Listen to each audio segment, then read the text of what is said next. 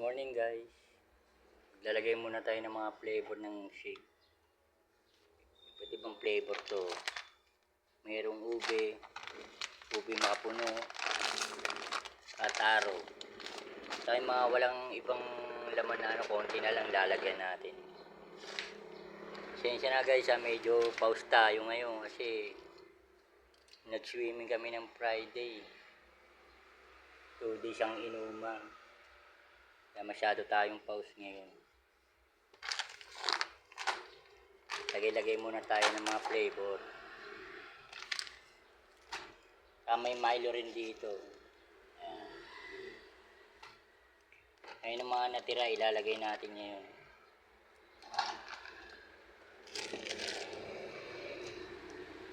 Nag-aantay pa tayo ng yelo kasi i-deliver eh. Yung nagdi-deliver sa amin day off pag linggo.